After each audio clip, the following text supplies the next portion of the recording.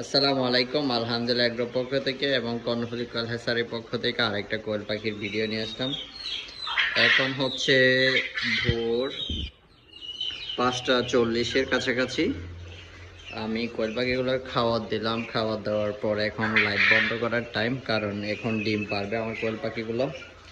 আবার এই টাইমে যদি আমি লাইট বন্ধ না করি তাহলে ডিমের সাইজগুলো অনেক বড় হয়ে যায়। দেখুন আপনাদেরকে দেখাচ্ছি, এই দেখেন কিছুক্ষণ যদি লাইট বন্ধ না করেন তাহলে ডিমের সাইজগুলো অনেক বড় হয়ে যাবে।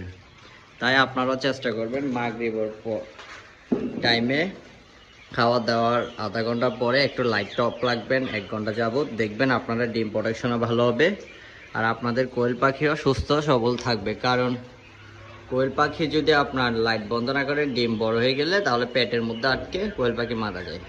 সবাই আমার চ্যানেলটা সাবস্ক্রাইব করবেন, পাশে থাকবেন। আসসালামু আলাইকুম।